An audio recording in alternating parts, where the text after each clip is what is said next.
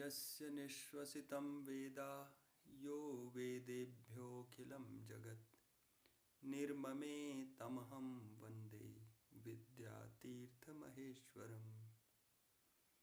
यस्याः प्रभावमतुलं भगवाननन्तो ब्रह्माहरश्च नहि वक्तुमलं बलं च सा चण्डिकाखिलजगत्परिपालनाय नाशाय चाशुभभयस्य मतिं करोतु।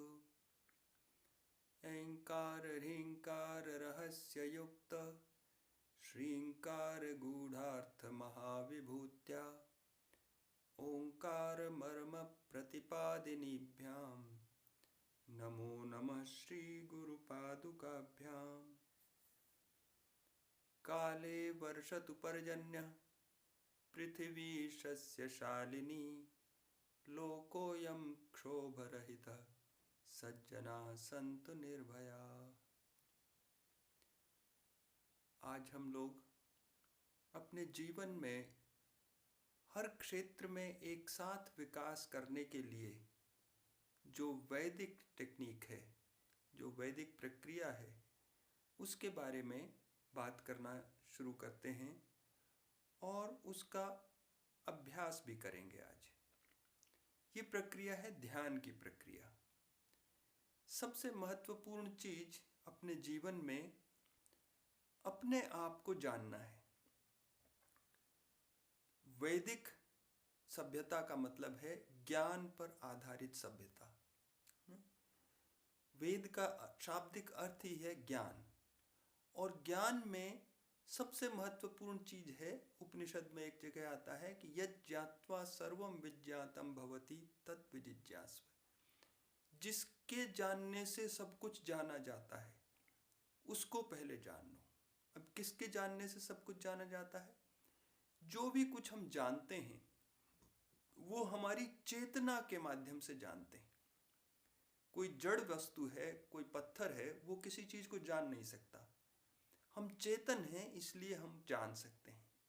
और उसी चेतन तत्व का एक गुण है बुद्धि, उसका एक गुण है मन, उसका एक गुण है इंद्रियां, और फिर कर्मेंद्रियां, और जो भी व्यवहार हम जीवन में करते हैं वो सब उस चेतना के आधार पर होता है। तो उस चेतना को समझना सबसे महत्वपूर्ण है, और वो केवल एक आध्यात्मिक दृष्टि से ही नहीं, सांसारिक विकास की दृष्टि से भी बहुत आवश्यक है। ये एक बहुत बड़ा गलतफहमी लोगों में व्याप्त है आजकल भारत में विशेष तौर पर, कि आध्यात्मिक रास्ता और सांसारिक विकास के रास्ते अलग अलग हैं। दुनिया को ये बताया जाता है कई बार कि अपनी इच्छाओं को त्याग दो, अपने को संकुचित कर लो। ऐसा नहीं है। वास्तव में ये विकास का तरीका है। जैसे कोई पेड़ का विकास होता है तो उसकी जड़ गहरी होती चली जाती है और पौधा ऊपर ऊंचा होता चला जाता है। इसी प्रकार से अपने जीवन में विकास दोनों दिशाओं में होता है।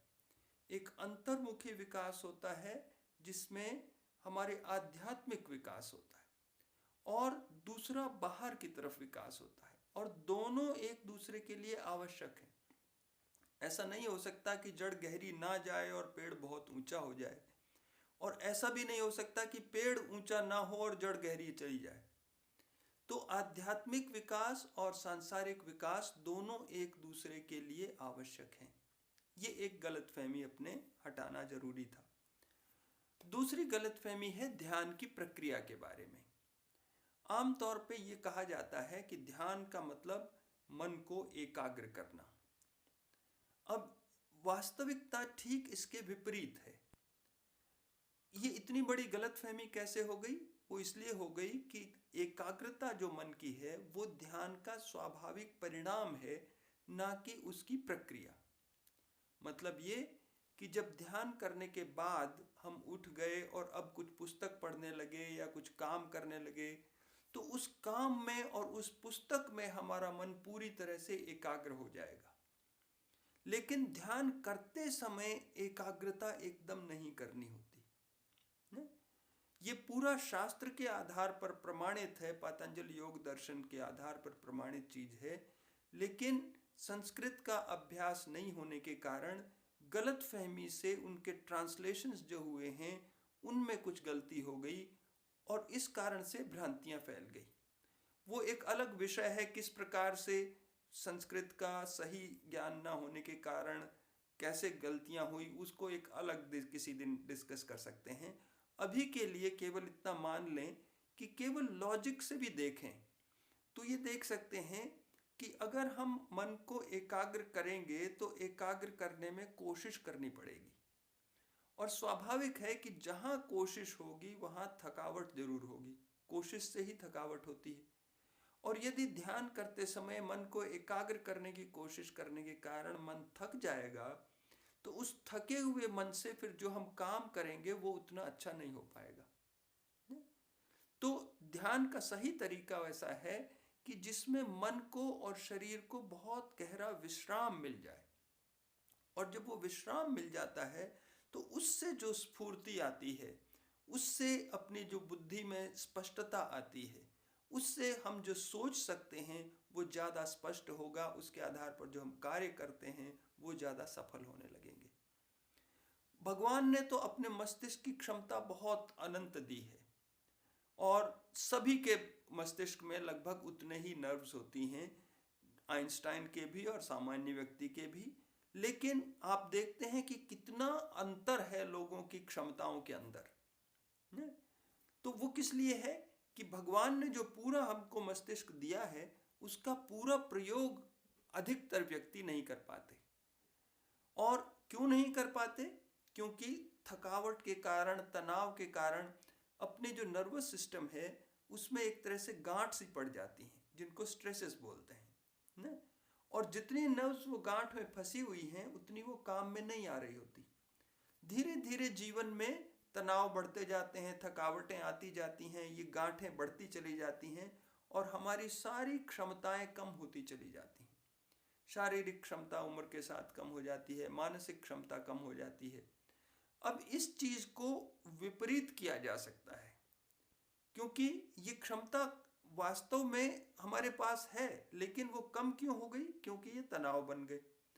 अब ये तनाव खुल गए अगर, तो वो क्षमता वापस बढ़ जाएगी। और तनाव बनते हैं तनाव इनके थकावट के कारण, तो उसका विपरीत क्या है? विश्राम।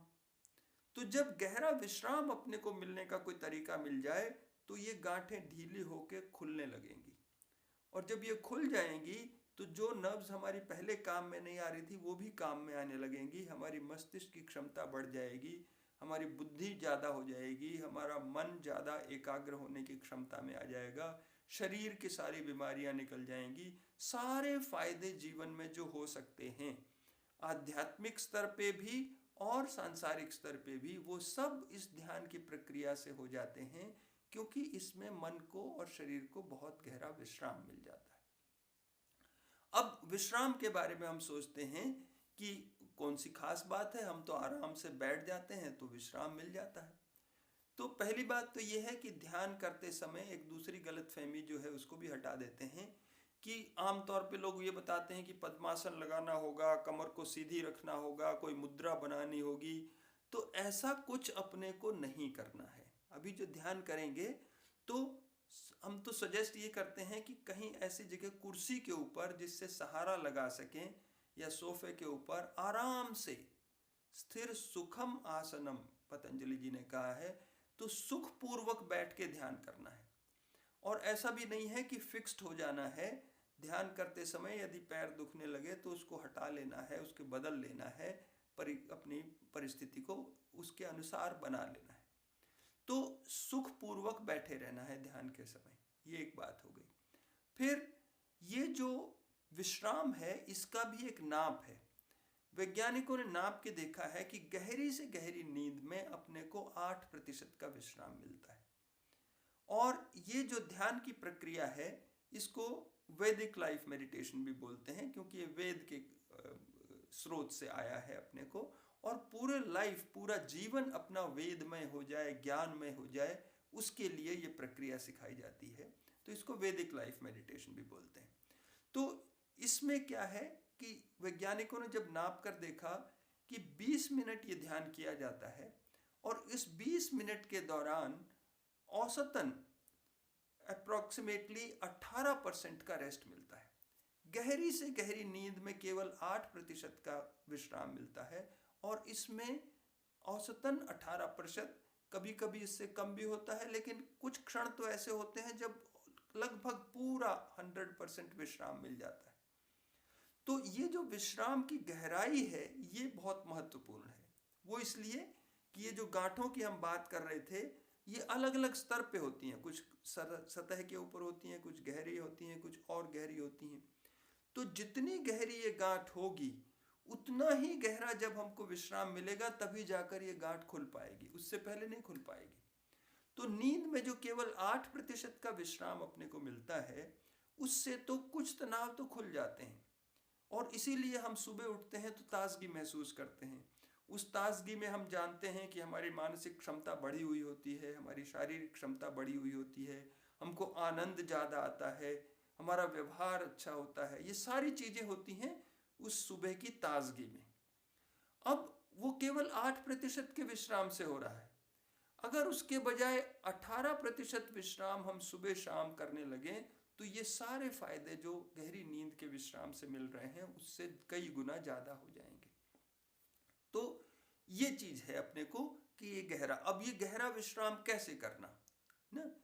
तो पहली बात तो ये बता दिया कि शरीर का विश्राम और मन का विश्राम, दो तरह के विश्राम होते हैं। तो शरीर के विश्राम के लिए तो जो अभी कहा कि कुर्सी पर बैठ के सहारा लगा के या सोफे पर बैठ के आराम से बैठ के करना है ना। फिर मन का आराम, अब मन के आराम के लिए क्या करते हैं कि एक तकनीक का प्रयोग करते हैं।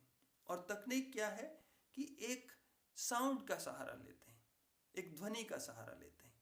नॉर्मली जो हम शब्द बोलते हैं उनके दो पक्ष होते हैं, एक ध्वनि होती है उसकी और एक उसका अर्थ होता है। एक साउंड होता है, एक मीनिंग होता है। तो अर्थ तो ऐसी चीज है जिसके बारे में मन सोचने लगेगा और क्रियाशील हो जाएगा। तो अपने अर्थ की तरफ ध्यान नहीं देते, केवल उसकी ध्वनि को लेते हैं।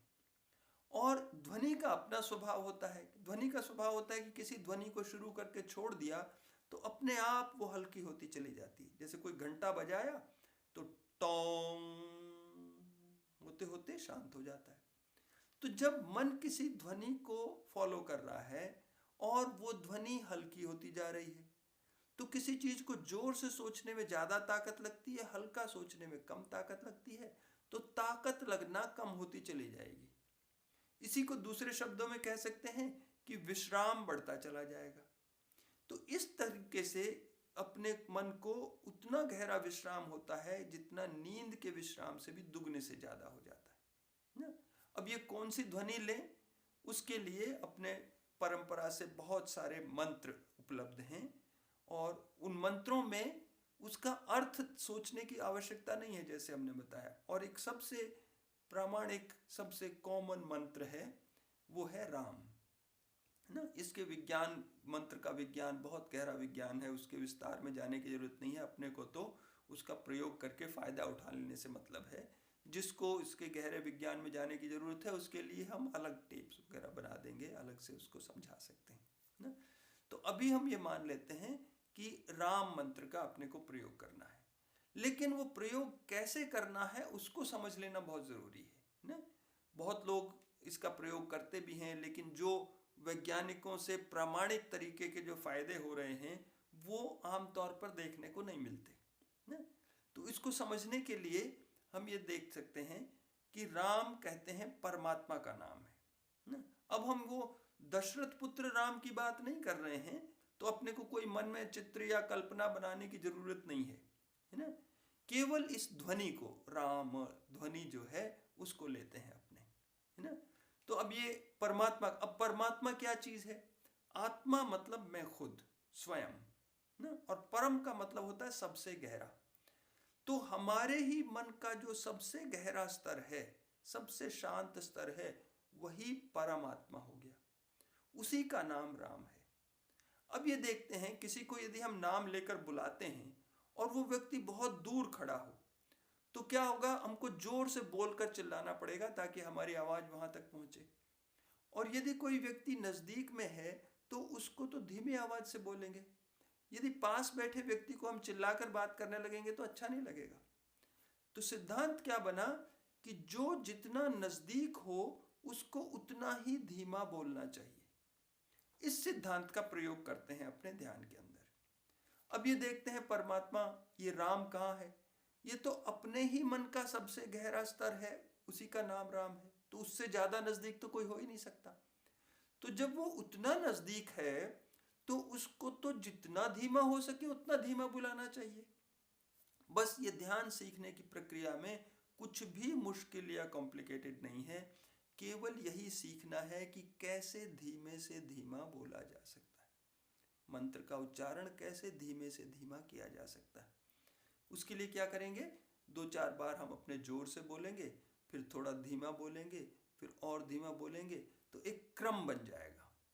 उस क्रम को हम एक्स्ट्रापोलेट कर सकते हैं, यानी हमें अंदाजा लग जाएगा कि जैसे बोलने में धीमा होता गया, ऐसे ही मन में सोचने में भी धीमा होता जा सकता है। और फिर थोड़ी देर आंख बंद करके ध्यान करेंगे, फिर आंख खुला के अगला इंस्ट्रक्शन देंगे, फिर उसके आधार पर ध्यान करेंगे। ऐसे 3-4 टुकड़े में करेंगे, है ना। तो अभी बीच में यदि कोई प्रश्न आता है तो जितना समझ में आए उसके हिसाब से कर लेते हैं, और मोस्ट लाइकली क्या होगा कि अगला जो इंस्ट्रक्शन आएगा उसके अंदर उस प्रश्न का उत्तर अपने को मिल जाएगा। और बाद में यदि कोई प्रश्न बचता है तो उसको अपने व्हाट्सएप का एक ग्रुप बनाएंगे, उसके आधार पर अपने प्रश्न पूछ सकते हैं और उनका उत्तर अपने ग्रुप में डाल सकते हैं ना। तो ये चीज़ है। अभी पहले ध्यान का अभ्यास कर लेते हैं और फिर उसके बारे में कि कैसे इसकी प्रश्नोत्तरी होगी उसके बारे में भी उसके बाद में बात करेंगे। तो सबसे पहले जब मैं बोलूँगा तो उसके बाद आप लोग दोहराना। पहले थोड़ा जोर से बोलते हैं, बोलिए राम राम राम। अब थोड़ा धीमा बोलते हैं, राम राम राम। अब की बार ऐसे बोलेंगे जैसे फुसफुसा कर बात करते हैं, केवल सांस की आवाज से, राम राम राम।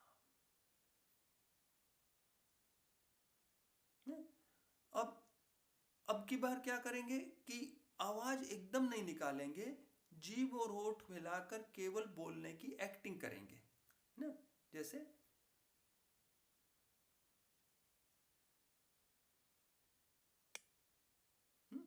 तो अब ये इतना धीमा हो गया, अब इससे भी धीमा कैसे हो सकता है?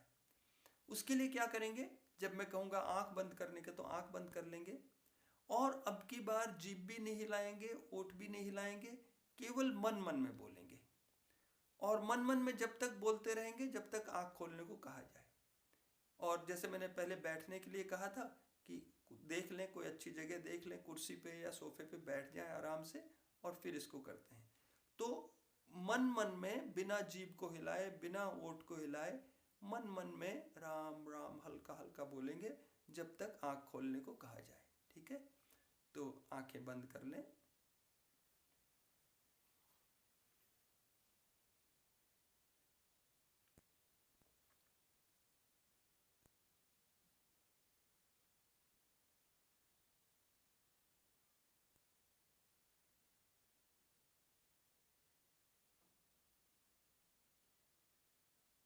आंखें खोल लें।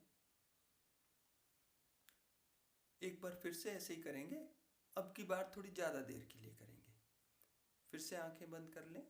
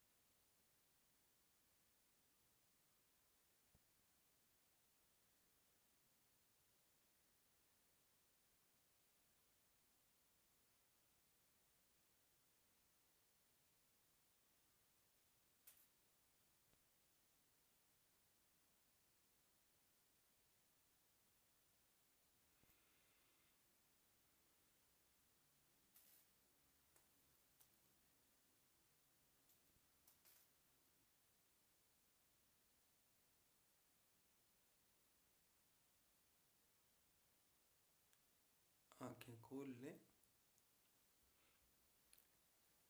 इस तरह से जब हम मन मन में मंत्र को बोलते हैं तो कभी उसकी गति बदल सकती है। कभी तो वो तेज तेज चलने लग सकता है, जैसे राम राम राम राम राम राम, या धीमे धीरे धीरे आने लग सकता है, जैसे राम राम, ऐसे देर देर में आने लगे। तो यदि उसकी गति बदलती है तो उसको बदल जाने देंगे। एक ही लय बनाकर एक रिदम के साथ चलाने की कोशिश नहीं करेंगे। धीरे हो जाए तो धीरे, तेज हो जाए तो तेज हो जाने देंगे। फिर उसका उच्चारण भी यदि अगर बदलने लगे तो उसको भी बदल जाने देंगे। जैसे कभी तो उच्चारण छोटा हो सकता है, जैसे राम, या लंबा भी खिंच सकता है, जैसे राम। तो जैसा हो जाए वैसा हो जाने देंगे। ठीक है, अब एक बार फिर से अनुभव करते हैं। फिर से आंखें बंद कर लें।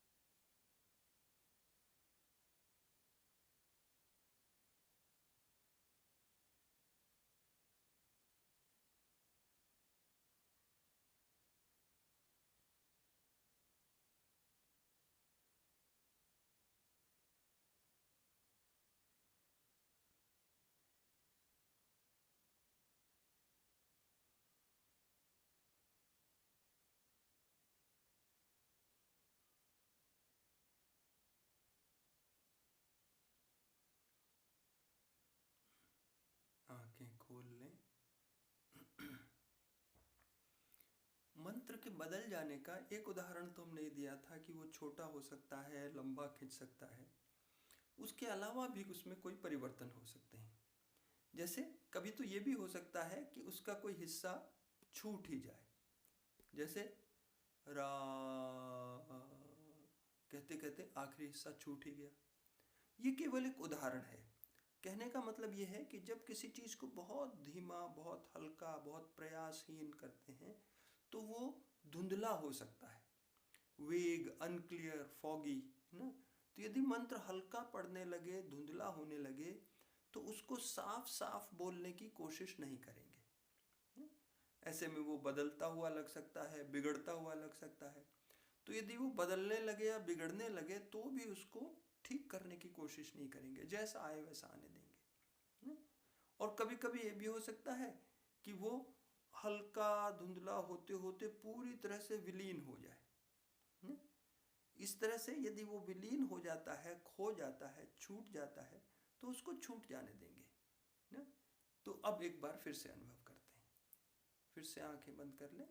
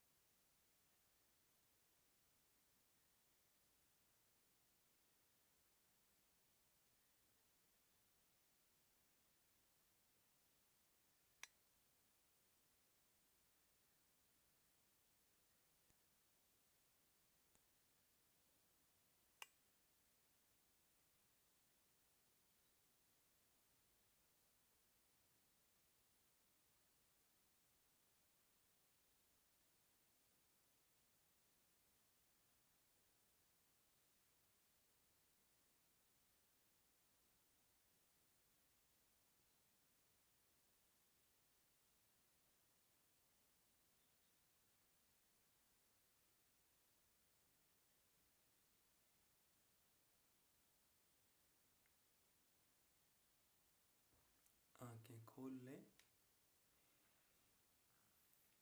इस तरह से जब हम मंत्र को साफ साफ या ठीक ठीक बोलने की कोशिश नहीं करते हैं तो बड़ा स्वाभाविक है कि वो हल्का धुंधला होते होते बीच बीच में छूट ही जाता है, खो जाता है। तो जैसे पहले बताया था, छूट जाए तो छूट जाने देंगे। फिर कोई विचार आने लगते हैं मन में। अब ये विचारों के बारे में बहुत गलत फहमी है, इसलिए इसको ठीक से समझ लेना बहुत ज़रूरी है। ये जो ध्यान के समय विचार आते हैं, ये अंदर की सफाई की प्रक्रिया है। जैसे किसी कपड़े में मैल है, उसको धोने लगेंगे तो मैल निकलता हुआ दिखाई देगा। बिना मैल के बाहर जाए तो कपड़ा साफ नहीं हो सकता। इसी तरह से अपने अंदर नर्वस सिस्टम के अंदर जो तनाव है, जो मैल है, वो जब खुलने लगता है वो विचार के रूप में बाहर आने लगते हैं ना। तो इसी चीज़ को हम नर्वस सिस्टम की भाषा में यदि समझें तो जैसे ये गांठ थी, अब उसको जब रेस्ट मिला तो वो गांठ ढीली हुई, फिर वो खुलने लगी। तो जिस समय वो गांठ खुल रही है उस समय उसमें कोई क्रिया हो रही है। बिना क्रिया के तो कोई गांठ खुल नहीं सकती। और क्रिया का उदाहरण ये है कि जैसे कोई सितार का तार है, जब तक उसमें क्रिया होगी तब तक आवाज़ जरूर आएगी। इसी तरह से नर्वस सिस्टम की गांठें खुलते समय जब तक उसमें क्रिया होगी तब तक विचार जरूर आएगा। तो ये नर्वस सिस्टम की क्रिया को ही विचार तो कहते हैं। तो इसका मतलब कि ये जो विचार आते हैं ध्यान के समय, ये अपना नर्वस सिस्टम की गांठें खुल रही हैं, कुछ रिपेयर हो रहा है, कुछ अच्छा हो रहा है। जो हमारी कैपेसिटीज़ बंधी हुई थी वो अब उपलब्ध हो जाएंगी, तो कुछ अच्छा हो रहा है। तो इस चीज़ में अपने बाधा नहीं डालते। मतलब ये कि कोई विचार आने लगे मन में तो उसको आने से रोकने की कोशिश नहीं करेंगे। जो विचार चल रहा है मन में तो भी उसको हटाने की कोशिश नहीं करेंगे। तो ऐसे में तो क्या हो सकता है कि मंत्र तो छूट ही जाए, ये भी ख्याल नहीं रहे कि कहाँ बैठे हैं, क्या कर रहे हैं, विचारों की दुनिया में अपने कहीं खो जाते हैं।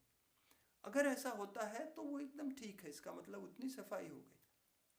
फिर थोड़ी बहुत देर के बाद अपने आप याद भी आ जाता है कि अरे हम तो ध्यान कर रहे हैं, चलो मंत्र भी ले लें।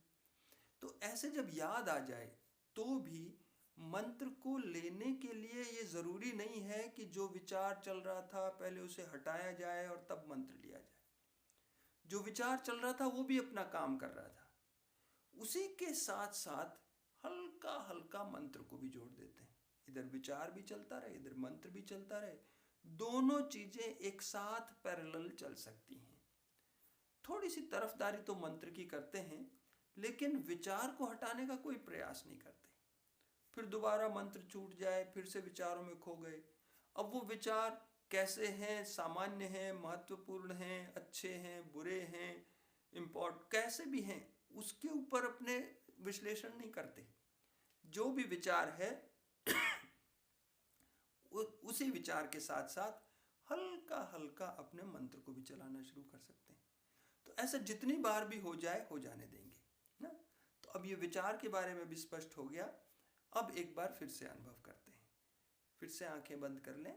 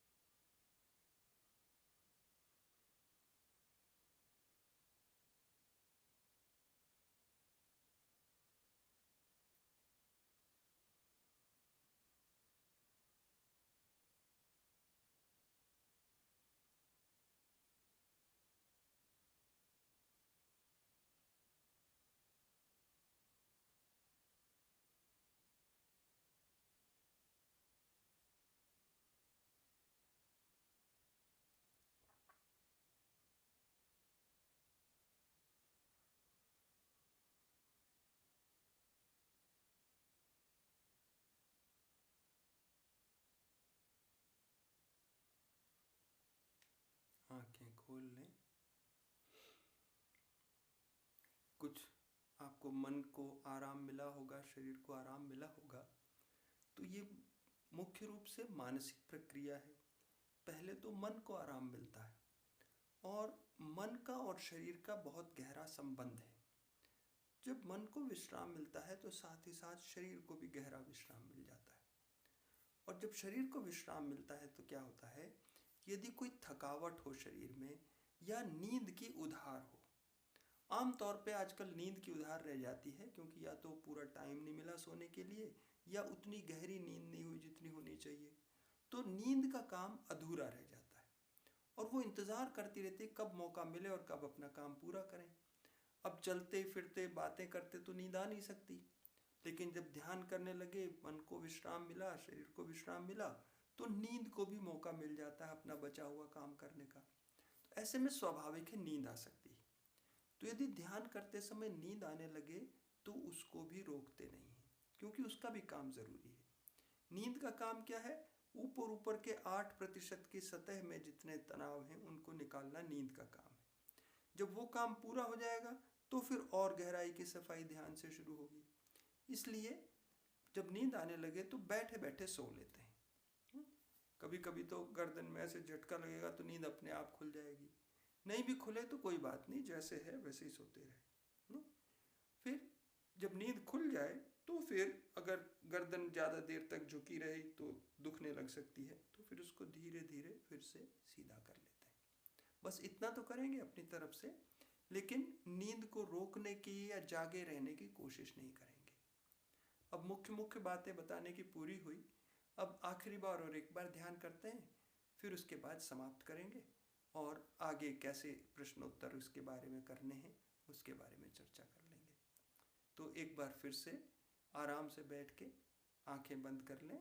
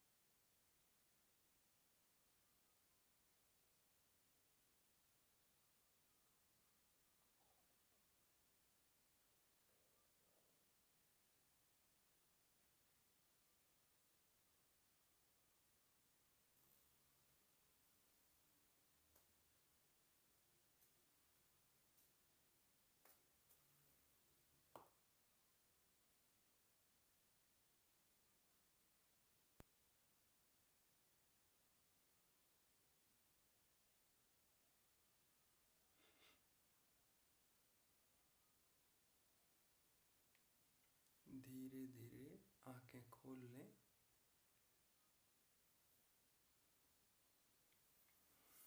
अपने हाथों को ऐसे आपस में थोड़ा रगड़ के फिर आंखों के ऊपर, चेहरे के ऊपर ऐसे मल लें।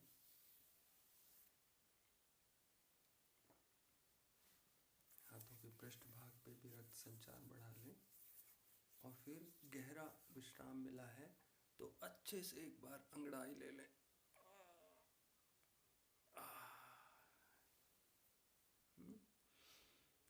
तो आसान लगा होगा, अच्छा लगा होगा। और इसके बारे में और ज़्यादा जानकारी के लिए और अपने अनुभवों को डिस्कस करने के लिए अपने एक व्हाट्सएप का ग्रुप बना लेंगे। आप लोगों में से कोई भी जिम्मेवारी लेकर एक व्हाट्सएप का ग्रुप बना दे, उसमें मुझे भी शामिल कर लें।